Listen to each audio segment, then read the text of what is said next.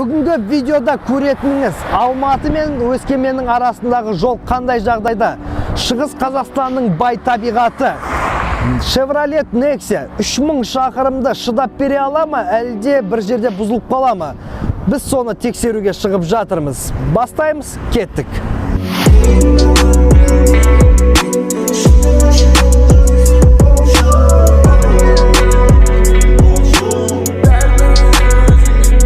Достар, біз алғашқы пит-стоп нүктесіне келіп жеттік. Талдықорған қаласы Алматыдан 260 шақырым жерде орналасқан. Жолдар теп-тегіс, бетонка тамаша, екі қатармен беймарал кете бересіз. Енді Nexia бойынша осы 3 сағатта бір ұнаған және ұнамаған жерлерді бар. Біріншісі, жүк салғыштың көлемі классындағы ең үлкен, ол әрине ұнады. Бірақ мына бір үйреншікті тұтқа жоқ. Сыртынан кілтпен ашасыз, ал егер ішінен отсаңыз, мына бір батырма арқылы басып ашуға болады. Енді біз мына жерде көріп тұрмыз, жігіттер келді, қарсы алып жатыр. Ассалаумағалейкум, достар. Келіңдер. Қалайсыңдар? Мінекей жігіттер. ТДК авто дейді. Талдықорғанның патриоттары. Рахмет. Ары қарай біз жалғастырамыз. Қазақстан еліне, Талдықорған қаласынан жалынды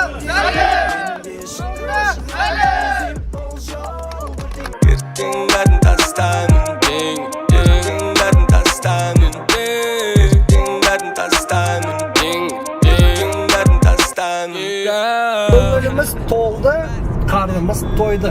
Талдықорғанның жігіттеріне рахмет. Өте жақсы қарсы алды. Енді жолымыз Аягөз деген қалаға түседі. Жолды көрсетіп жүр.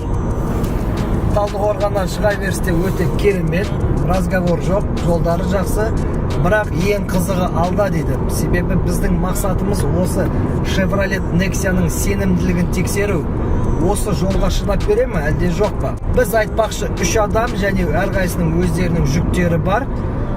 Nexia'ның 1.5 моторы қиналмай тартып келе жатыр. Оның 105 аттың күшіне қарамастан жүрісі жақсы. Оған бір себеп бар. Қорабы бұның 6 сатылы автомат. Сондықтан әрбір сатыда өзінің керек күшін қолданып жатыр.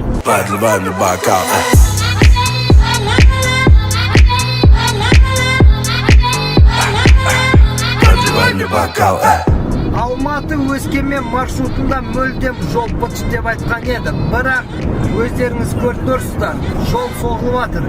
Мүлдем жоқ деп айтуға тіл бармайды. Сондықтан барды бар деу керек. Ал алдымызда егер жаман учаскелер болса, соны да көрсетеміз. Саған бәрі қап-қара.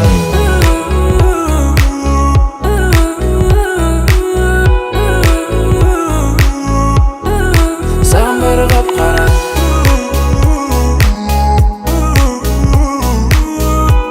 Сағат түнгі 11 біз аман-есен жеттік. Қазір Алакөл ауданы Үшарал қаласындамыз. Ең бірінші әсер тигізген мына жігіттер, қарасаңыздар, өздерінің Алакөл. Қош келдіңдер дейміз, енді қош көрдік деп. Мінекей Алакөл автоклаб деп өздерінің бас қосатын бір жеке үйімі болып тұр. Бұл өте керемет жағдай. Енді біз бұл жерде бүгін түнеп қонамыз. Негізі жоспарымыз бірінші күні Өскеменге жету болатын, бірақ жолдарды өздеріңіз көрдіңіздер. Бұндай темппен енді Өскемен түгіл Аягөзге де жете алмадық. Сондықтан асықпай Үшаралда қонып, осы қаладан ертең таңертең шығамыз. Бізді күнде жең, күнде той, ой, қалдық толған тиын басты түрлі ой, бой, онда әнді қой, просто так не стой. Достар, біз мына жерде Үшаралдың жігіттерімен сөйлесіп жатырмыз, танысып жатырмыз. Мен өзім үшін былайша айтқанда білімімді арттырып, біліп жүрейін, ел көрейін, елмен, жермен танысайын деп сұрадым.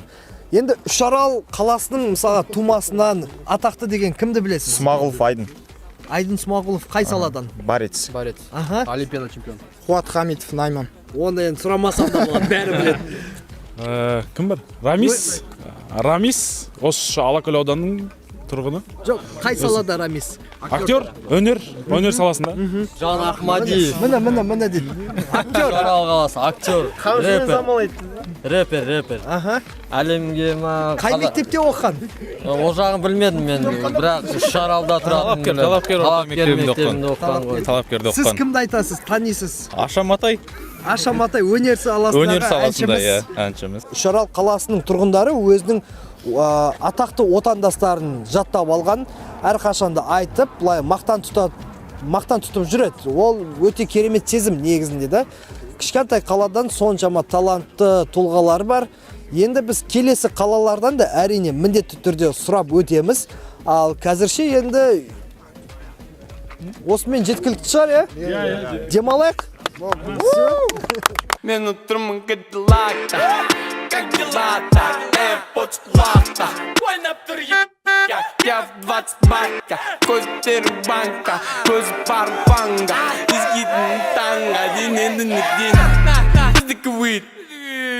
Ескін бейт түсілмейт, шмеге тетіп білдірпейт, скриптонит мені танит. Үкпіреу тартавой, улица астастан бәрі малдой, астада ақшалар юан. Ушуан күйде, бәрмәз бір бейде, бәрбір бұл үйде, бәрбір бұл үйде. Ушуан күйде, бәрмәз бір бейде, бәрбір бұл үйде, бәрбір бұл үйде.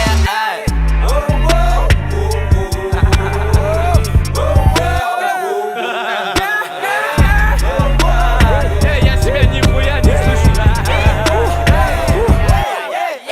Сапарымыздың екінші күні келді. Біз Аягөз қаласына жеттік. Алматыдан 787 шақырым өттік. Жолдың барлығын енді көрдіңіздер.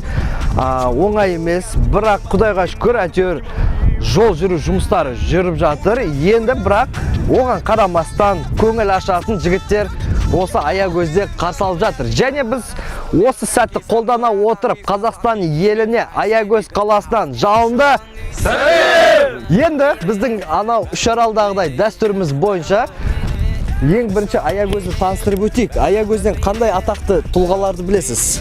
Ринат Заитов, Ерлан Көкеев. Наш жігіттен сұрайық онда. Рыжий Алмаз Несіпбай. Авторитет. Красавчик. Базар жоқ. Тоқтар Серіков. Тоқтар Серіков. Мінекей қараңыздар.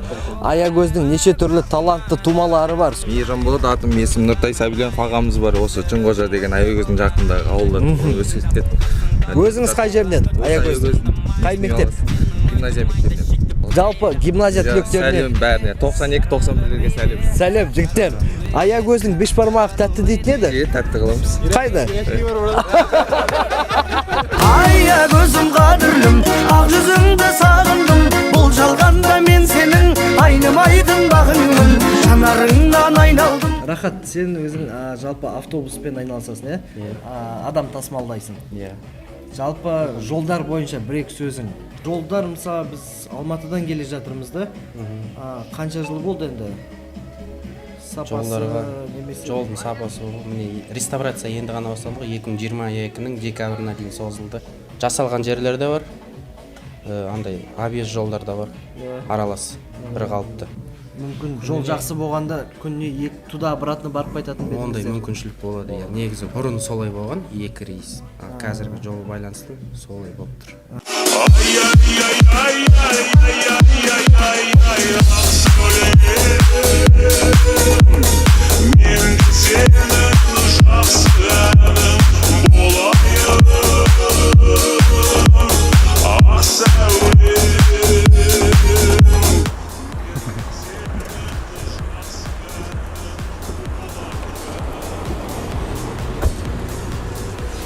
Ассалаумалейкум. Алейкум ассалам. Қош келдің. Рахмет. Қалай жағдайлар? Жақсы, өз қалдарың қалай жеттіңдер? Жол шамалы енді шын айтқанда. Жоспарларың жоқ болса, мен біраз кішкене сендерге қаланы көрсетіп қайтсам. Қаланы көрсеткенде ол көп уақыт Жоқ. Көп уақыт болмай қойсын, себебі көпшілік күтіп қалады. Уақытты көп алмаймыз ғой, тездетіп көрсетіп тұрғанда. Көрейік онда, Өскемен деген осы ма? Осы ғой, Өскемен деген. Қош келдің енді. Бастайық, давай. Назар аудармайм, қалтам тесік бірақ мен байм. Езу тек күлкі бірақ ішімде уайм. Өзімді қоярға жер таппайм, мен батпайм. Назар аудармайм, қалтам тесік бірақ мен байм. Езу тек күлкі бірақ ішімде уайм. Өзімді қоярға жер таппайм. Жүрек соғыс сақындай тоқтамай асығым деп қидым оттамай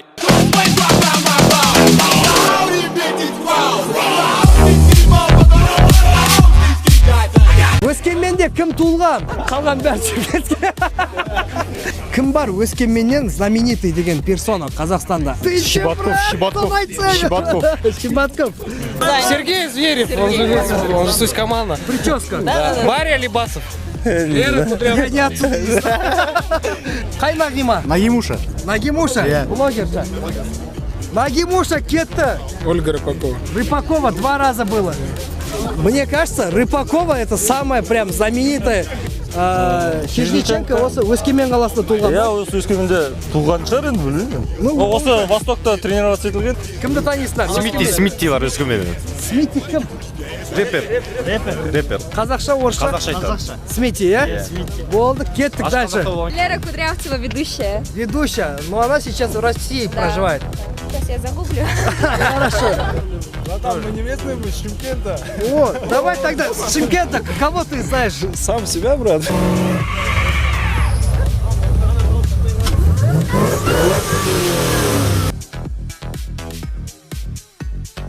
Так, қай жылғы не бұл? 2013 жылғы Камаро-СС. Иә, Камаро-СС Нусын. Қанша лошадка? Общий 700. Впуск, выпуск, потом неме, водометанол. Ага. Азот жоқ па? Жоқ, нитро қойған жоқ мәл.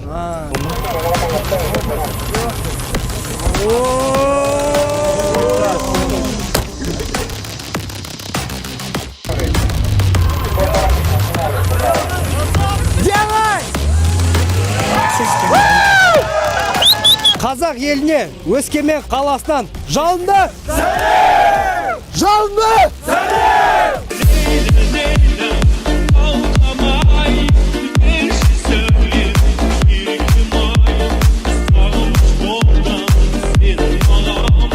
Менің артымда Бұқтырма су қоймасы. Бұл Қазақстандағы ең үлкен болып есептеледі.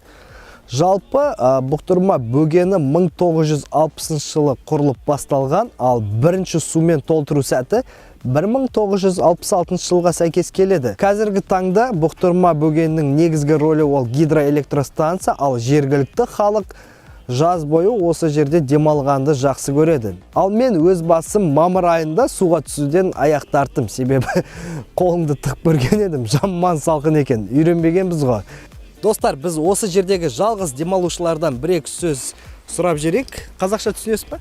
Түсінем қазақша. И сөйлейсіз? Сөйлейм. Бірақ, не прям хорошо, шала қазақ. Шомылу маусымы, купальный сезон қашан ашылады? Июнь. Наверное, в этом году, наверное, конец июня. На выходные сколько захватить? Денег? Я думаю, 1100 в общем надо. Я вот тоже хотел сказать. По-любому, да. Да, 1100 на компанию, 6-7 человек, 1100. Стоит ли посетить Катон-Карагай дальше нам?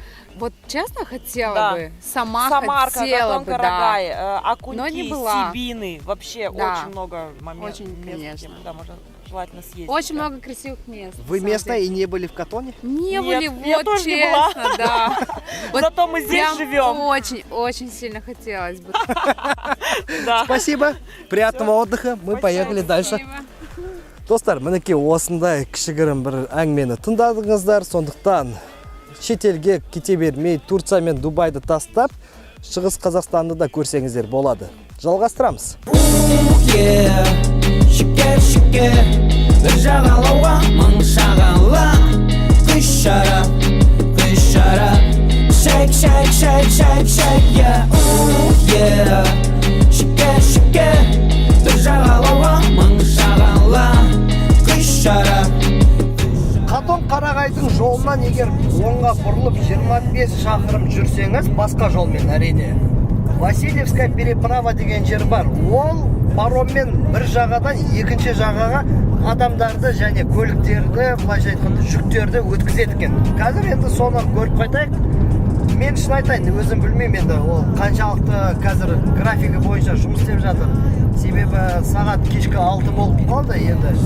Бірақ соның өзінде көзбен көргенге не жетсін. Таң ертең мені бір сұлу суға келеді, суға келеді, суға келеді. Ақ жетекте бір жас жігіт еріп келеді, еріп келеді, еріп келеді. Пока әнімнің қанаты жоғатты, сені алысқа алып кетем, мүмкін ертең, бүгін ертең.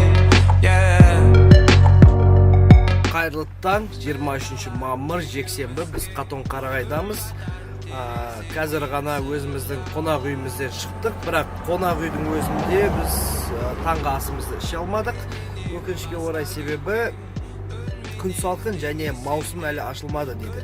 Негізінде 5 мамырдан бастап күн жылып кісілер келетін дейді Қазақстанның жан-жағынан. Бірақ биыл 2021 жылы өте салқын болып тұр. Сондықтан 5 маусымға дейін созылды дейді. Тағы бір ескермеген жайт, жалпы Шығыс Қазақстанда қызмет көрсету саласы жексенбі күні жұмыс жасамайды.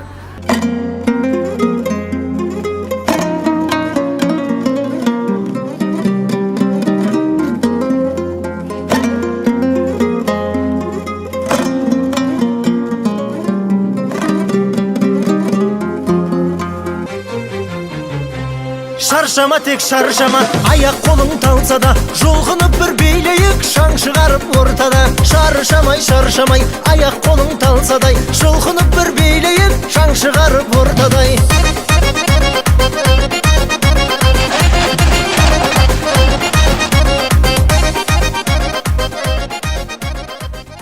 Достар, біз Рахман қайнарына жеттік және осы жерде өзінің демалыс аймағы бар, санаторий, Рахмановский ключи деп айтылады. Және осы қазіргі түсіріліп атқан күннен 2 күн алдын осы демалыс аймағы жабылды. Келесі кадрларды көрсетейін. Охранник енді ешқандай түсініктеме бермеді, ешқандай хабарымыз жоқ дейді. Бірақ ең өкініштісі біздің соншама жол жүргеніміз, Алматыдан бастап тау тасты аралап, сулардан өтіп, өзен көлдердің жанынан өтіп, болмаған жеріміз қалмады. Осы Рахман қайнарына жету үшін. Және менің сезімді түсіндіре алмаймын. Түзу жолдарды, асулар мен жондарды, суретшідей сомдады дала. Жол жүргенде жайдары, сұлу самал майданы, көңілімді жайлады жаңа.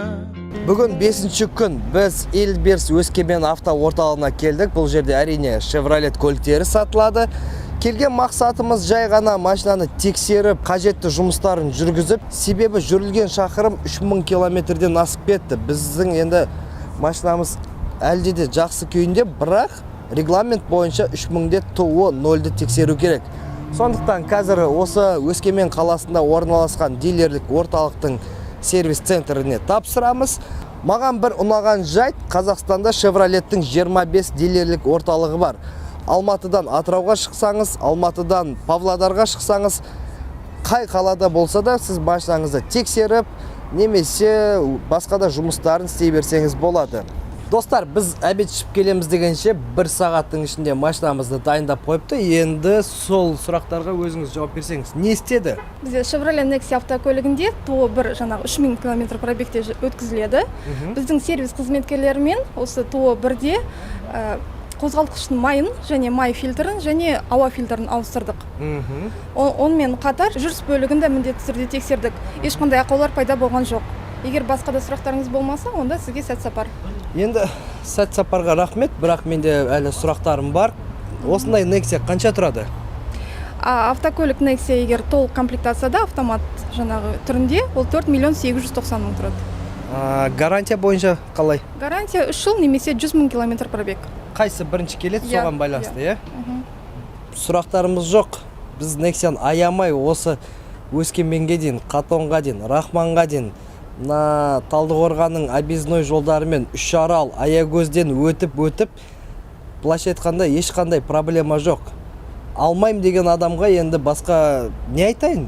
Бұдан артық көлік жоқ. Себебі Nexia автомат қорабымен Қазақстандағы нарықта ең қолжетімді машина болып есептеледі.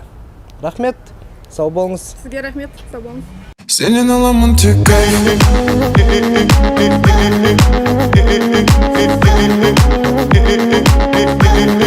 Сенен аламын тек кайф.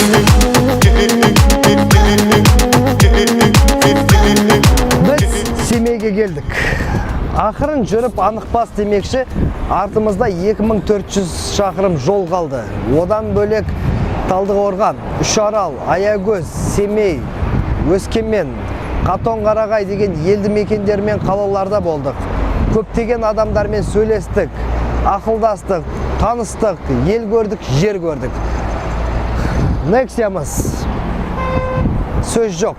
Мына бір 15-тік дөңгелектердің арқасында біздің былайша айтқанда Шығыс Қазақстанның жаман жолдарында ойланбай жүре бердік. Бір ретте біздің дөңгелегіміз Құдайға шүкір жарылған жоқ. Астымыз тесілген жоқ. Мынандай бір топливный шлангтарымыз үзілген жоқ. Сондықтан мен таң қалып отырмын. Бұл расында ешқандай бір сатып алынған реклама анау-мынау емес. Расында машина биік болғасын, қотыр жерлерден секіріп өте бересіз. Біздің айдап жүрген Nexia-мыз ол ең максималды комплектацияда қозғалтқыш көлемі 1,5 литр және 6 сатылы автомат қорап. Сол автоматтың арқасында негізі біраз жолдарды жүруге болады және қаланың ішіне де ыңғайлы. Мінекей өтірік соқпай қойын, қазір кондиционер жүйесімен мысалға 3 адам болып қаланың ішінде беймарал жүрміз. Ал енді ішкі келбетін көрсетейін, 4,890,000 машинаның. Руль өзі жалпы енді пластикалық, мына жағында 2 сигнал батырмасы және аудио системаның батырмалары, түймелері орналасқан. Спидометр түсінікті, тахометр түсінікті, мына температура, бензин датчиктері барлығы былайша айтқанда оңай оқылады. Енді орындықтарының басынан бастайық. 3 положениеда ауысады, бұлайнан жатқызуға болады. Басқа айтарым не? Кондиционер бар, 4 электропакет, ал екінші қатарда сұрақ қойып жүрек. Біздің тағы бір ассистентіміз бар, жақындат жер, ол ұйықтап жатыр. Артында қалай ұзақ жолға? Артына 2 адам смело сет. Қалай ұйықтадыңыз, соны айтыңызшы. Жақсы.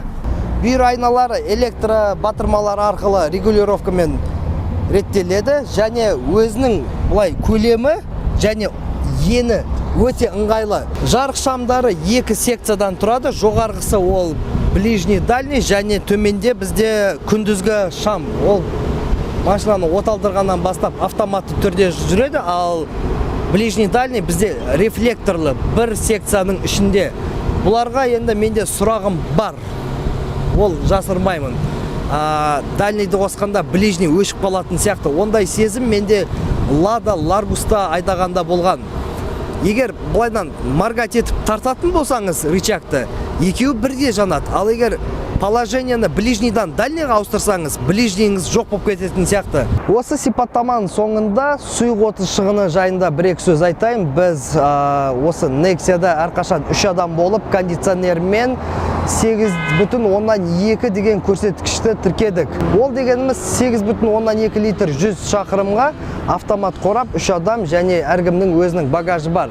Комментарийді жазып кетіңіздер, бұл жақсы көрсеткіш пе, әлде нашар ма?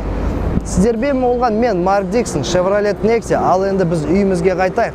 Сау! Қолыңды қой, тартпа, санамның жіптері саусақтарында.